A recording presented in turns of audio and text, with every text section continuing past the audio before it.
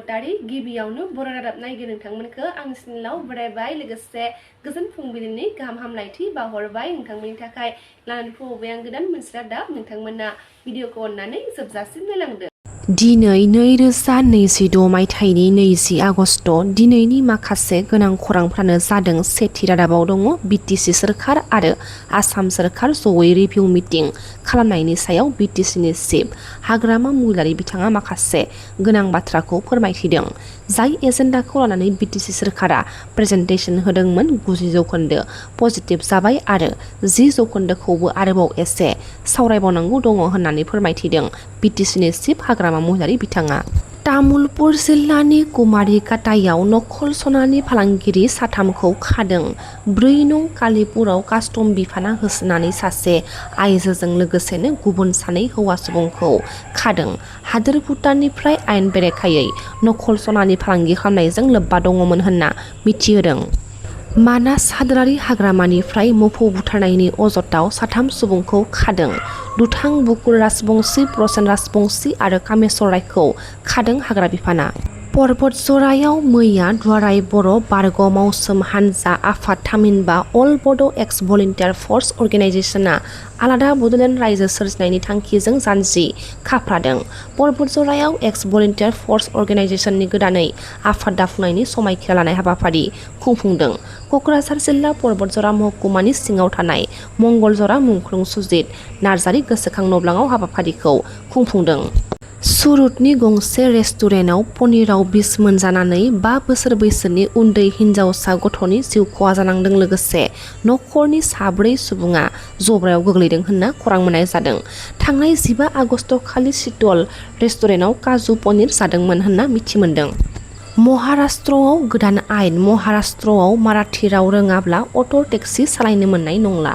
हादोरसायाव 20 आगस्टनिफ्राय auto' rickshaw आरो taxi सालायगिरिफोरनि हेंथायै सेबगोन। 3 दाननि गेजेराव सोलोंनो हायाब्ला लाइसेन्स बन्द खालामनाय जागोन होनना मिथिहोदों।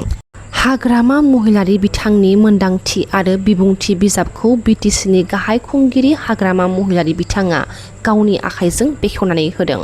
क'क्राझार जिल्लानि सिङाव थानाय सान्दामारियाव 26थि सुबुंथिनि थान्दै बिनेश्वर ब्रह्म बिथांनि मुंख्लं सान फालिनाय हाबाफारियाव हाग्रामा महिलारि बिथांनि मोनदांथि आरो बिबुंथि बिजाबखौ सुजुगिरि देरहासार ब्रह्म बिथाङा बिटिसिनि गाहाय खुंगिरि हाग्रामा महिलारि बिथांनि आखाइजों बेखेवहोनो मोननानै गोजोननाय फोरमायथिदों। समाजारि बिजोंनि गेजेरजों दावराव देख्रेब नार्जारि बिथाङा माखासे गोनां बाथ्राखौ मख'दों। कास्टडिनिफ्राय लांनानै गावथारहैनो हानाय बबे आयेनाव दङ? जोंनि बिटिसिआवसो जायो बिदिया। प्रमद बर' बिथांनि सोरखार आरो हाग्रामा महिलारि बिथांनि सोरखारनि गेजेराव जेबो फारागथि गैया जाबाय होननानै दावराव देख्रेब नार्जारि बिथाङा फोरमायथिदों।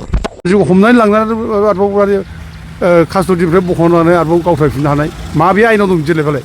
बे बिटिसिआवसो जायो। जोंनि बिटिसिआवसो जायो बिदिया। प्रमद बर' सरखार होन दा दिनै बिटिसिनि माने खुंगिरि हाग्रामा महिलारिनि होन एखेयानो सोलिगासिनो दं। खुनु पार्थक्य गैया जाबाय। मारै जाखो बेलाय? दा खमसे खम दानि सरकाराबो बे नागेश्वर माने बसुमतारिनि जायनाखि न'खर बेनोबो माबा मोनसे है अनसुंथाइ हो। बेबोथ' गैया।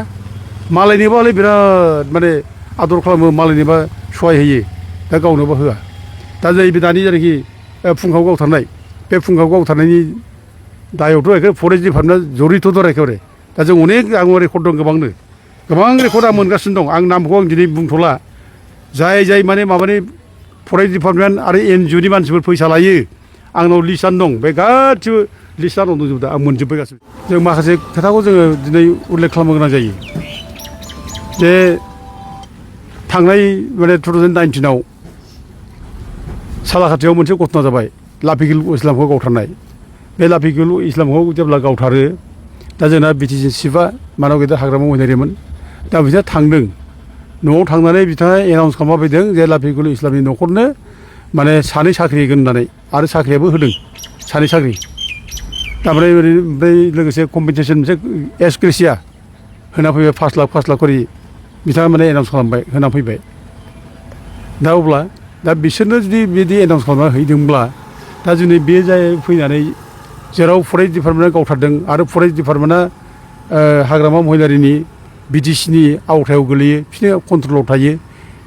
बे खेथ्रआव दिनै गावनि डिपार्टमेन्टआ जुदि गावथारबायब्ला दा गाव फैनानै बेखौ खमसे खम सान्त्वना होफैनांगौ न'खराव बिनि बिसारखौ खालामनाय जागोन आरो दसेयाव साजा होनाय जागोन बेखौ बुंफैनांगौमोन आरो लोगोसे बे दुखुथिया न'खरनो आङो साख्रि होगोन बे खोथाखौ बुंनांगौमोन आङो बेनो एक्सुरेसिया आं कम्पेनसेसन होगोन बे बाथ्राखौ बुंफैनांगौमोन जेरै लाफिकुल इस्लामखौ माने सहाय होदों बिनि न'खरनो जेरै सहाय होदों बे जानांगौमोन खिन्थु जेबो बुंफैयाखिसै जेबो गैया खबर गैया बे दुखुनांथाव जायो आरोखि बे मोनसे एग्जाम्पोल मख'थावथाव बाथ्रा जाबाय बियो आरो बेखौ मख'गोन बयबो बुंगोन दानो बुंनो आरम्भ खालामबाय लाफिकुल इस्लामनो होदों हनै जोंनि माने गावनि मानसिनोबा होआखै बे बाथ्रा दिनै फैगासिनो दं गावनिया जेबो नङा होननाय बायदि जाबाय गावनिया जेबो नङा जोंनियालाय मा जेबो नङा जों मालायखौ बोरै सन्थुस्ट' खालामनो हायो बेल' जोंनिखौ जों जेबो सिन्थाखौ लाया गुरुत्वखौनो खालामा बेनि अबस्था दा लाफिकुल इस्लामखौ गावथारनाय दायथ'आ सोरमोन सोर गावथारामोन फालाय बेखौ सोर रिक्स खालामनो थाखाय गावथारनायखौलाय बेथ' इनकुवारिबो जादों इनकुवारियावथ' रावखौ माने दाय होआखै रावखौ मोनाखै बे इनकुवारियाव खुनु रावनिबो माने नाम फैयाखै दा अब्ला जोङो माने बिटिसि सरकारा मानो उफुजासि थांनानै बेयाव माने साख्रि होनायनि बिबानखौ मानो लाखो दा हरिस नैबे माबाना नैबे सरलपारानाथ' एखेबारे माइनावगुरिनाथ' रोखा रोखा फरेस्ट डिपार्टमेन्ट गावथारदों होनना मिथिखाबाय एकदम मिथिखानाय बे फरेस्ट डिपार्टमेन्टआ बिटिसि आन्दाराव थायो दा गथिखे बे हिसाबै माने बिटिसि चिफआ बेखौ दायथ' लानांगौमोन आं साख्रि होनोसै न'खराव बे भिक्टिम माने आइजोनो फुंखा महिलारिनि अनजालि बिसिनो आं साख्रि होनोसै आं एसे कम्पेनसेसन होनोसै बे बाथ्राथ' फैनांगौमोन बे फैयाखिसै दुखुनांथाव बे मख'जाबाय थागोन बिदिजों खिन्थु बे रोखोम जायोब्ला दा बिदि खालामाखिसै आरो गोबां दिनै जोंनि गेजेराव गोबां जाथाय जागासिनो दं गावजों गाव बुथारलायनाय गावजों गाव बुथारलायनाय जेबो सहाय गैया रावखौबो नायलाया नै माने 2023आव नोङो 17 आगस्ट हेमन्त नार्जारिखौ बे गियानपुरनि झारबारिनि बेखौ गावथारबाय माबानि दिनाव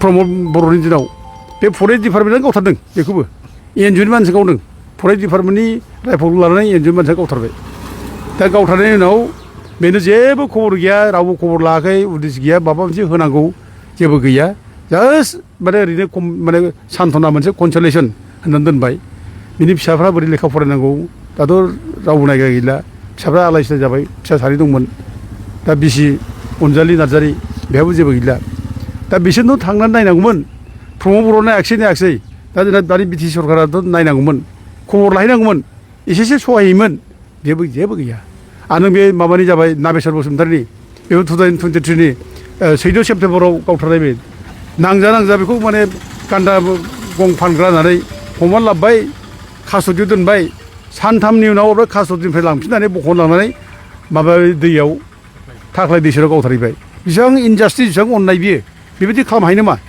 मानसिखौ बिदि अननानै गावथारनो हायो 26थि सुबुंथिनि थान्दै बिनेश्वर ब्रह्म बिथांनि मुंख्लं सान फालिनायाव आसामनि मन्त्रि बिस्वजित दैमारि बिथाङा आलासि महरै बाहागो लानानै माखासे गोनां बाथ्राखौ फोरमायथिदों।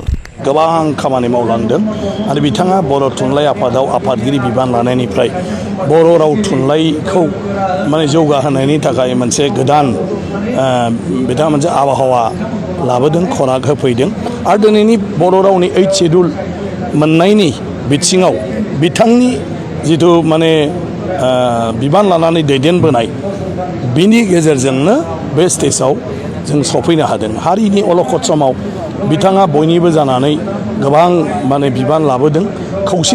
खौसेथिनि थाखायबो बिथाङा बै समाव रावजोंबो फारसेनि जायालासे नांथाबबोदों आरो जोंनि राव थुनलाइनि गेजेराव जेब्ला माखासे माने खैदां खैफोद फैदों बेवहाय बिथाङा स्टेन्ड होबोदों। बर' रावाव माने जोंना रमान बाहायनाय देबनागरि बाहायनायनि बेलायाव जि मोनसे 1997 मायथाइनिफ्राय सौग्राव सौसि जादोंमोन बेवहायबो बिथाङा जिखिनि सावरायनाय परिबेस होदोंमोन बेयो बाख्नायथाव आरो बेवहाय जयै जि थांखि लानायखौ बिथाङा गनायथि होदोंमोन बिनि थाखायनो दिनै बर' रावा माने बे लेभेलाव सफैदों। बेबायदि गोबांथार बिथांनि बिहोमाया बुंनानै फोजोबनो हाया। ओंखायनो बिथांखौ जों जेब्लायबो गोसोखांनांगौ बिथांनि खामानिनि सायाव जोङो सरसा खालामनांगौ जाहाथे गोदान जोलैयाबो बिनि सोमोन्दै मोनथियो इयुन जोलैयाबो जाहाथे मोनथियो। दिनै मानाव गेदेर हाग्रामा महिलारि बिथाङा बिथांनि बे फबनाय बे जायगायावनो दिनैहाय माने मोनसे सेमिनार हलजों लोगोसे गुबुन गुबुन खामानियाव बाहायनो मोनसे न'मा न' गायसनदों आरो आं सानो बे न'आ जायोब्ला बिथांनि जिथु आदर्श सानस्रि बेखौ लानानै खामानि मावनाय बे जोंनि जायफ्रा बिबान लानानै खामानि मावबाय थादों बिनि थाखाय जोबोर मोनसे गाहाम सुबिदा जागोन।